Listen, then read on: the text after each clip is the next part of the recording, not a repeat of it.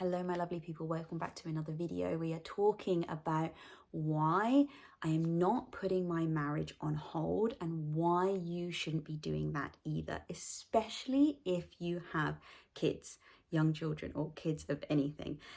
And I want to also talk about the importance of intimacy in your marriage and how that actually plays a massive role in how you parent and how you show up as a mother for your kids. So welcome if you're new here. My name's Josephine Snowling and this is my channel Rebirth of the Mother. And my channel is dedicated to empowering the woman who wants more. She might not be ready and she's not there yet, maybe to admit it, but she wants so much more from her life than what she currently has. She wants to be the mother that she desires to be. She wants to be the wife, to have the marriage, to have that juicy, sexy, intimate, connected marriage that she desires. She wants to have an empire. She wants to build her business. She wants to have creativity. She wants to have an avenue for artistry in her life. And so much more. She wants to have her tribe that's supporting her to do all of this. This is what my channel is all about, is teaching you from my own personal embodiment, my own personal inner work and journey of going on through this as myself, as a mother to 2 children, to bringing my marriage back from the verge of divorce 5-6 years ago now, to transforming it into something that I just can't even imagine that it is what it is now, that it is far beyond what our honeymoon phase ever was. It is truly the marriage that I have always dreamt about. And so this is why I'm here. So if this is you, if this is calling to you, then make sure you subscribe, because I would love to have you guys on this journey with me. So let's jump into this video today, why it is so important to not put your marriage on hold. Now, I am talking to the woman who is more, well, if you come across this video, who is a mother, but you're not just somebody who chose to just have kids. You're somebody who is really dedicated to parenting, to mothering. I can imagine you're somebody who's done lots and lots of research into different styles of parenting, is really vibing with the conscious parenting approach to things. And you just, this is an area of your life, mothering, parenting, nurturing, and, looking after your children, raising your children is an area that you want to up-level yourself in. You see this as an area of your own spiritual growth, and you have dug deep into it. I can completely resonate, because as soon as my daughter was born, my first daughter 7 years ago, I was just non-stop reading and consuming and just researching how do I parent in the way that is most aligned with me, in a way that is very different from how I was raised by my own parents. How do I be the best parent I can be? That was my goal, and it still is my goal. But I remember when my first daughter was born, it was like a massive subject. I dived deep into all of that. And so you're somebody who is very conscious about your parenting. It's a very important part of your life, and you have very strong values around that. You have very high standards around your parenting. Also, just a side note, because this happened in a video that I filmed yesterday for my other YouTube channel, which I will link in the description below if you want to go and check that out. That's all around. So that's much more high level, where I talk around how to consciously create the life you desire, how to come home to yourself, return inwards, so that you can then start to create the life that you desire. And obviously I use lots of examples from my own life as a mother, as a wife, as a CEO to my business, all of that kind of thing as well. But yesterday when I filmed a video, my dog is, you can't see him, but he's over in the corner, and he's getting a bit old now, bless him, and he is snoring, and I didn't think it was going to get picked up. So if you kind of hear this like heavy breathing, it's the dog. Okay. So let's get back into it. Just to let you know, because I listened back and I was like, what is that noise? It sounds a little bit eerie, but it's the dog. Okay, he's out of it, he's had a long walk, he's sleeping.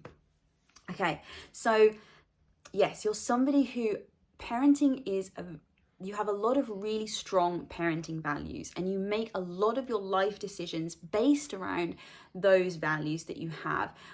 those standards that you have as a parent.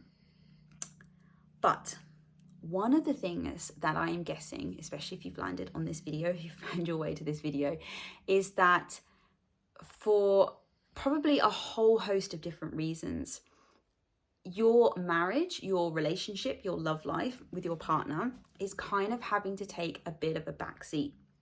Now, let me just talk through my own personal experience of how this actually happened to me as well, so that you can kind of understand where I'm coming from and see if this resonates with you.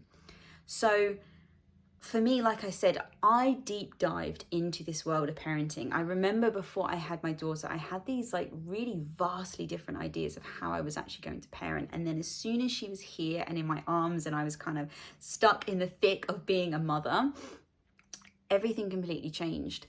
All these ideas, we made this like beautiful nursery in this completely separate room, and we spent ages painting it, and we bought all the lovely things for it, and like we didn't use it because she slept, we was, to start off with, she slept in a little like crib right beside me, but then we very quickly transitioned into co-sleeping because for us it just worked. It was the way I wanted to parent. It was, I needed to prioritize sleep, and her sleeping in another room was just not happening. Like for me, my body just felt wrong not being close enough to her to be able to support her and feed her throughout the night and all of that kind of thing. And so our whole lives completely changed simply because of the way in which we were parenting. This parenting style, which felt so right within my body, it felt so aligned with the type of mother that I wanted to be. It had big, drastic physical changes as well. And they weren't really changes that we were ever going to be able to account for, simply because at the beginning of like my pregnancy, they were never the plans. I never, for me, that journey didn't start into parenting in a different way until my daughter was actually born. And then I realized that this way that is kind of projected and advertised as the modern way of parenting, in my opinion, was a total load of crap. It didn't work. Certainly for me. I'm not saying it doesn't work for other people, but for me, it just did not work as a mother. And so everything had to change.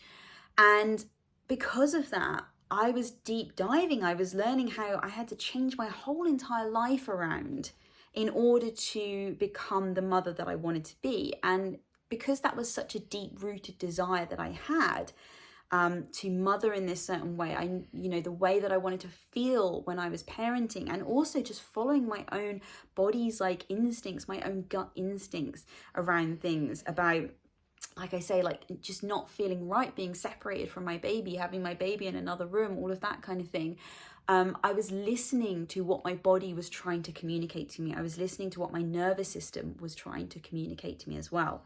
And so that kind of consumed a big part of my life. Like, apart from raising my daughter, I became a stay-at-home mum as well. I left a very well-paid corporate job that I had been, quite quickly climbing the ladder on, that I had every intention of returning to after I took a year's maternity leave. And I didn't even, I was at least going to return part-time. That was the plan. But that all got blown out of the water because something within me just said, I can't do this. I can't, I need to give my all into one thing. And I can't, or in that way, because I'm going to rephrase that slightly. So I needed to be able to, if I was going to give my all to lots of different things, it needed to be in a way that I could contain it, and in a way that I could manage that. And I could not do that in a corporate setting. I didn't have, my job at the time did not allow me the flexibility that I needed to be the mother I wanted to be. And so we took that decision that I would become a stay-at-home mum. And so not only, and let me know if you resonate in the comments, not only are you kind of thrown into this world of motherhood where everything's new, like, you're discovering yourself, you're discovering this new part of you, now have this baby that you need to care for, all of this, this major life-changing like shift has occurred within you. So not only are you kind of trying to regulate all of that and make sense of all of that, but you're now also like having to deep dive and research into the kind of parent you want to be and how you need to do things differently. And because it's not the norm, because certainly in my experience, I didn't have anybody in my reality who was parenting in this way. This was not how I was raised. I didn't have any examples of this growing up. At the time, I didn't even have any friends who were parenting in this, much more conscious, more full on way. I had to read and research, and I had to understand and find other people on, like YouTube, and I had to start building a tribe of other people who understood this and all this kind of thing. So there was a hell of a lot going on. And this is kind of, I didn't really intend to start the video like this, but it's gone this way, so let's go with it. And this for me is basically how my marriage got left behind. And I started to have this feeling, I started to have this belief, that my marriage was going to have to be put on hold in order for me to parent in the way I wanted to parent, simply because it was such a full-on way of parenting. So it wasn't just mentally, it was physically as well for me. So I would find that I would, spend a whole day at home. I was a stay-at-home mum, so I spent a whole day at home with my daughter. And because I was carrying her in the sling all day, I was breastfeeding. It was lots and lots of full-on contact. And that was what I wanted. That was the way in which I wanted to mother.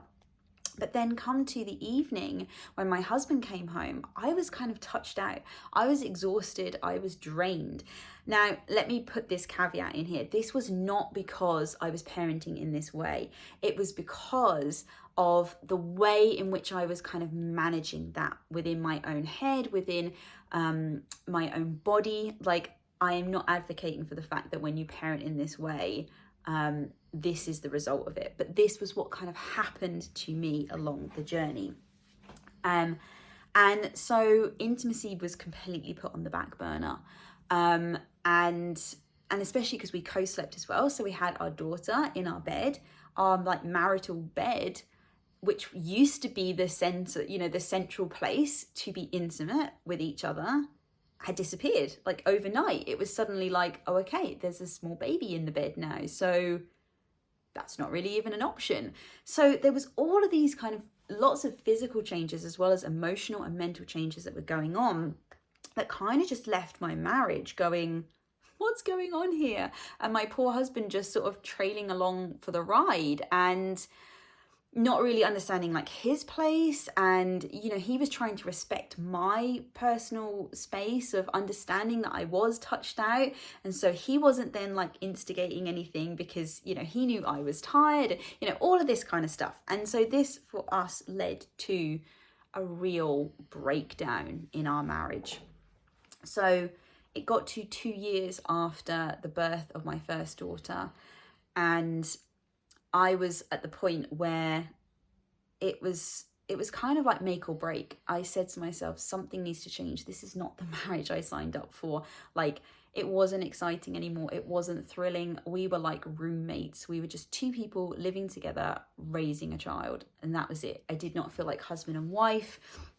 And I always remember when we first got together that I used to see couples we go in the supermarket and I'd see them kind of bickering and there was real animosity between the two of them. And I actually remember saying to my husband, he wasn't my husband at the time, we were just dating at that point, but I said to him that if we ever end up like that, I was shoot me kind of thing. And then we ended up like that. Thankfully he didn't shoot me, but I can see how it happens.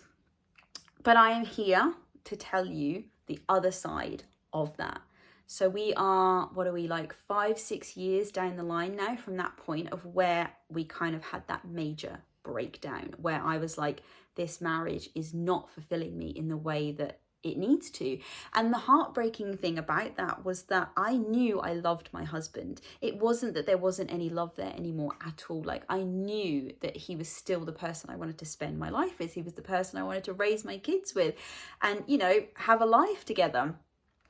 But I also could not ignore the fact that my marriage just wasn't fun anymore. It wasn't exciting. It just wasn't ticking all the boxes that I needed it to tick. And so I went on this major deep dive journey, like an inner work journey myself, and said to myself that I was going to be willing to go outside of the box. I was going to be willing to try different things, take on different perspectives.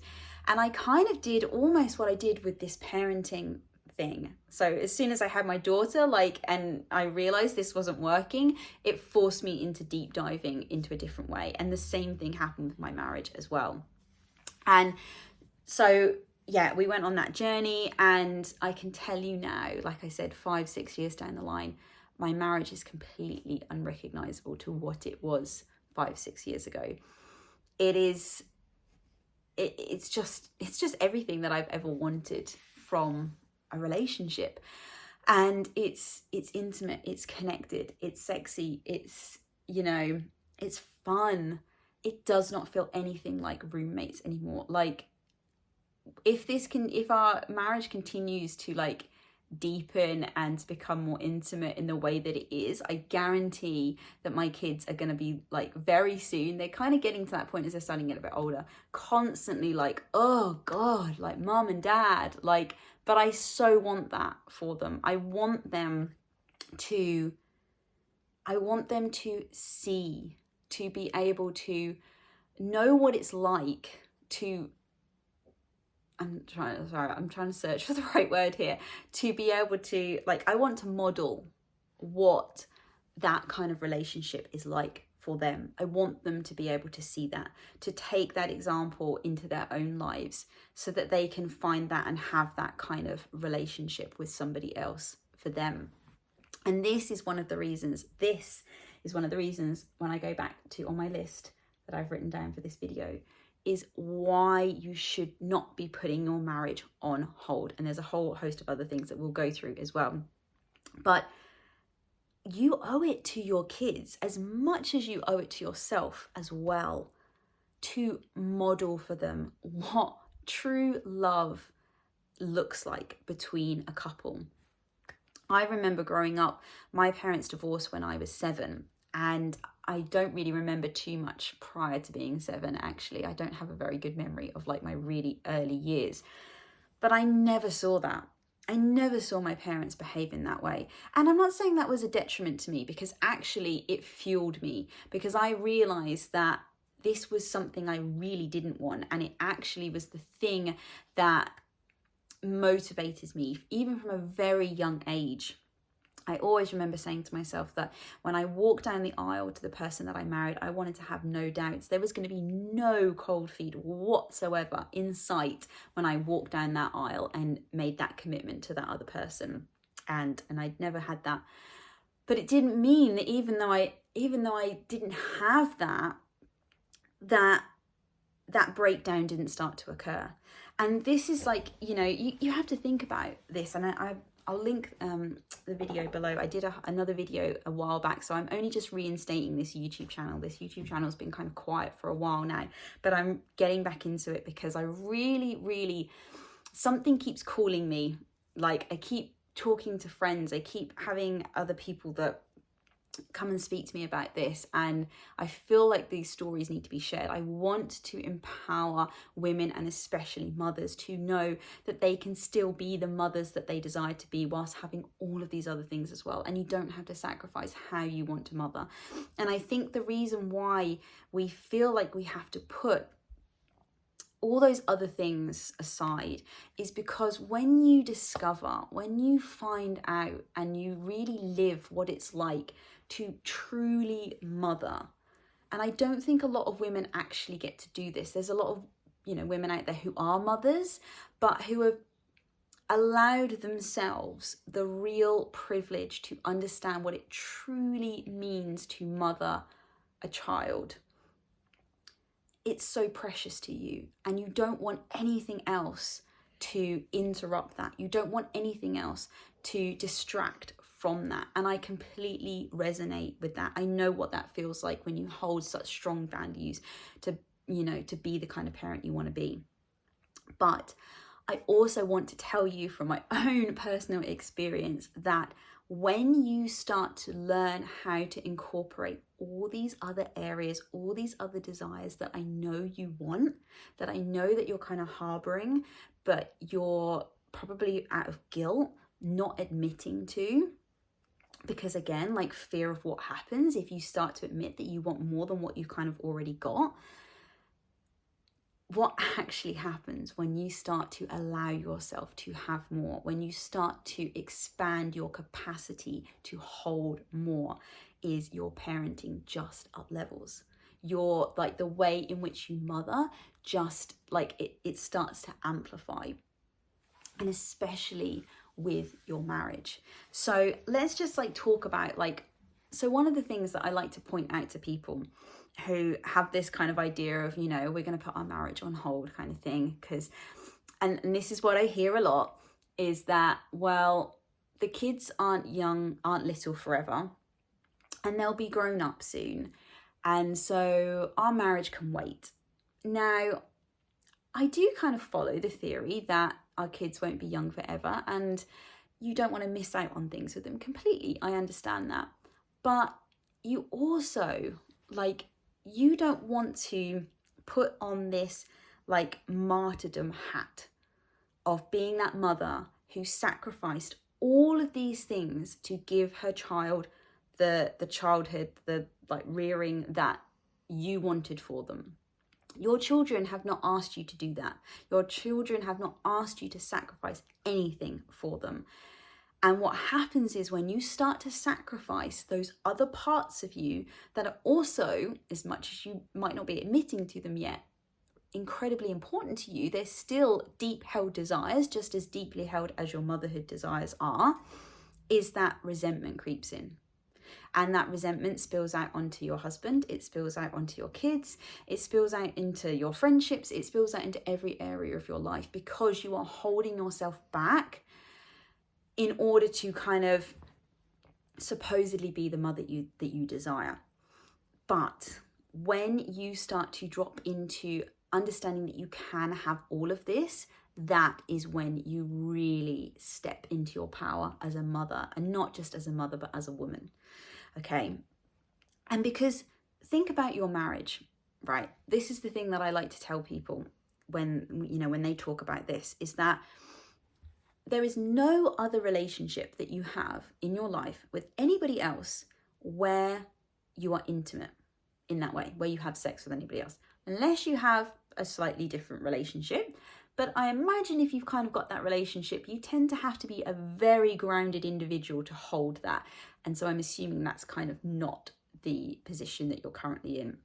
So this is the only relationship that you have where you have an intimate connection with somebody else. You aren't like that with your friends, you aren't like that with your children, with your parents, with your work colleagues.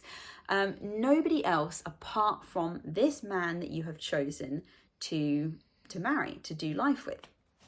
And so what happens is when that part of your relationship goes, or it starts to dwindle, or it starts to, become less interesting, that is when the roommates thing creeps in. That is when polarity drops. That is when you are not husband and wife anymore. The thing that makes you husband and wife.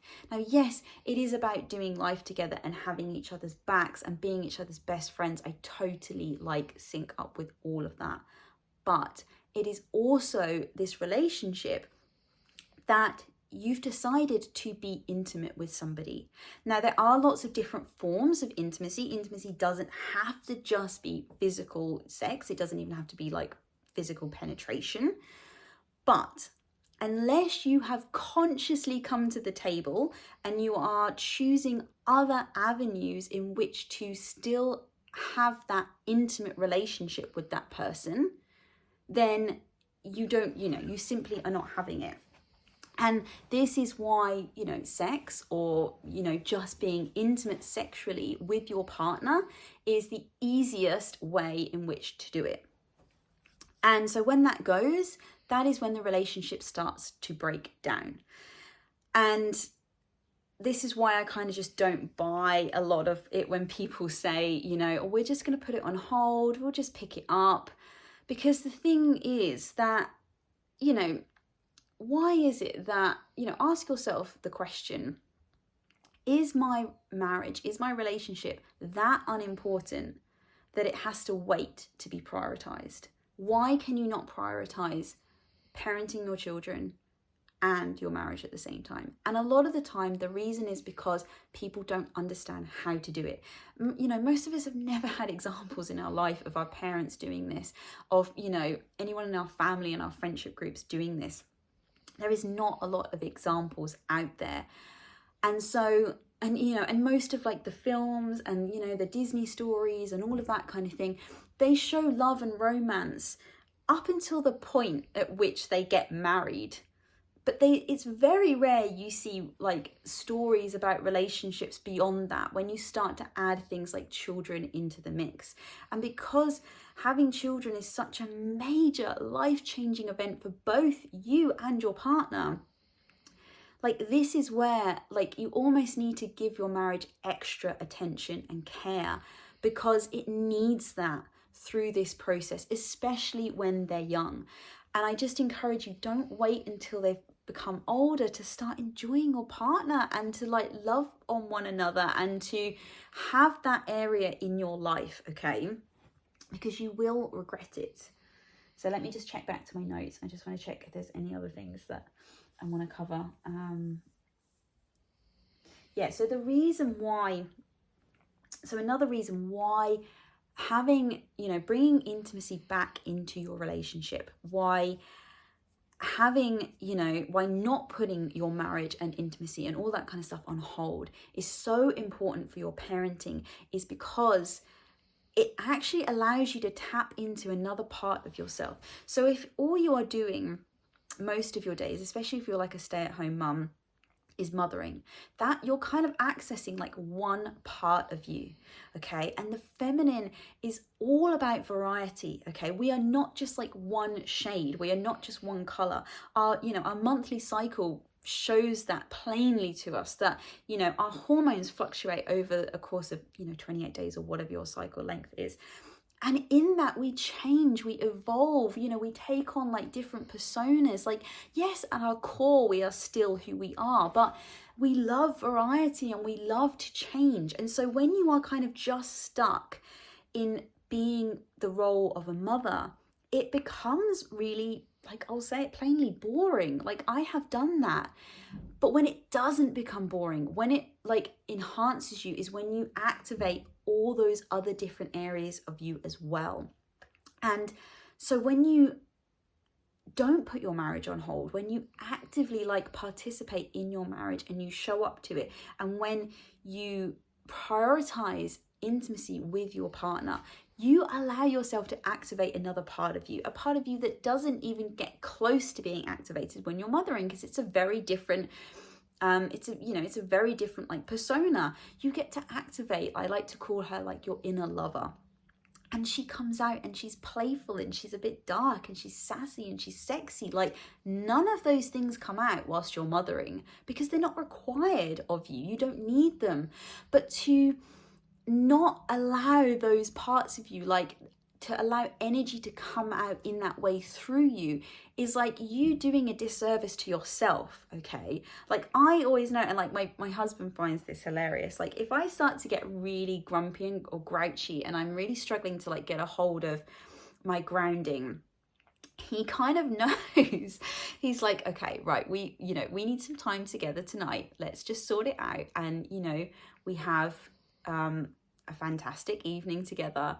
And he likes to call it, he does his servicing duties as a husband. And honestly, like, I hate to admit it sometimes to him, but I am literally like, in bed going, oh, that was all I needed. I just needed that. And like, we're all good now. It's all good, But it's like, the reason it's all good is because that part of me was being suppressed, and she needed to be kind of allowed to come forth and to play, and this is the thing, intimacy between two adults, or just intimacy in general, is adult play. We go on about, and especially if you're somebody into conscious parenting, about the importance of play for our children, how children learn through play.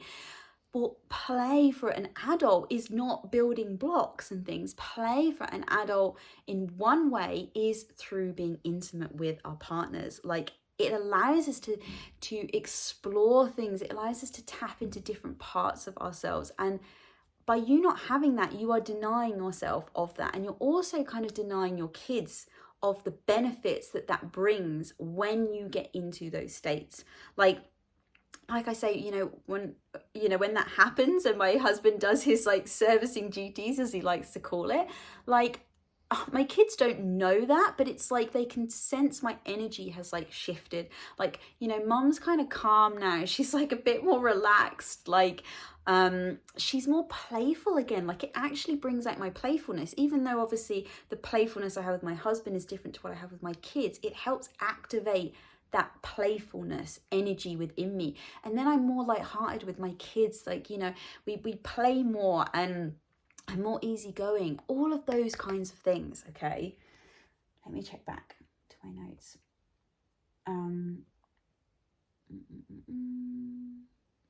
So another thing that from my own personal experience, that the intimacy that having sex actually really helps with is, like I was saying, it helps to release tension.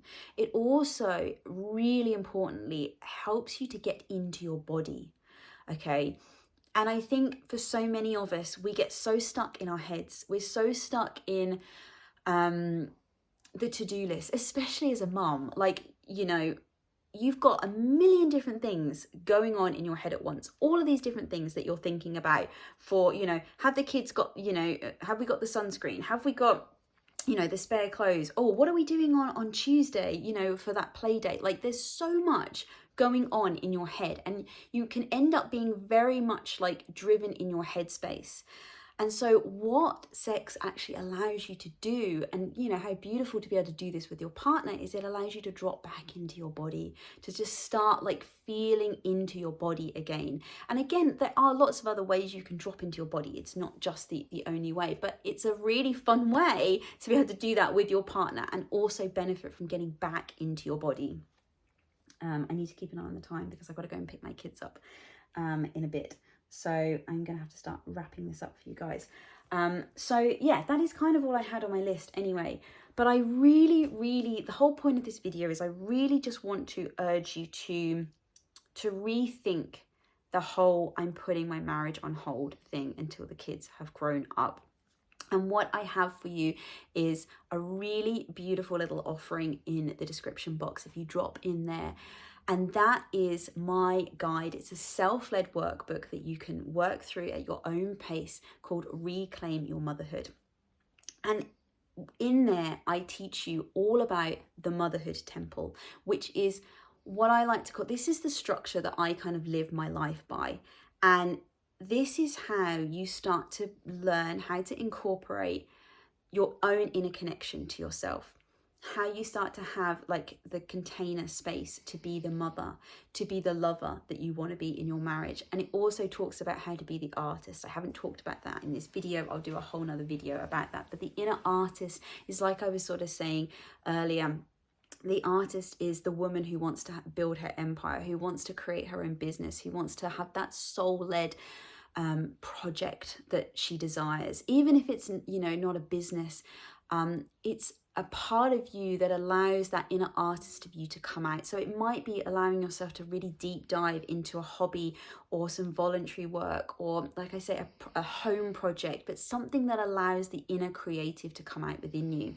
And then underpinning all of that is your tribe that supports you to do all of that. So I talk you all through the motherhood temple, which is that structure.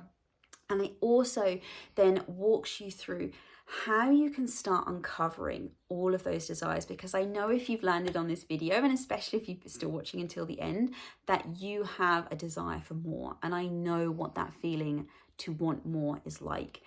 And so this is going to take you step by step how you can start activating and allowing those desires to come up within you. Because once you know what it is that you desire, and you fully step into it and you embody the fact that this is what you want, like, this is where life gets really exciting. This is where your motherhood goes up a level and those major shifts start to happen. So it takes you through all of that. But not only does it do that, it also starts to give you, there's 3 amazing like practices that you can use to then start calling this life forward, so that you can start living out all of those things that you desire, all those things that you've put into your motherhood temple structure. So if this is calling to you, go and check it out. It's in the description box, and it's gonna completely change the way that you look at parenting, at your marriage, at your life in general. So go and check that out. And I'm going to wrap the video up here. So if you've got any further questions around this, if you want me to do any more videos about anything in here that you want me to dive deeper on, let me know in the comments. And make sure you subscribe if you're new. And it's been beautiful speaking to you. Have a fantastic day, whatever you're doing, and I'll catch you in the next one. Much love. Bye.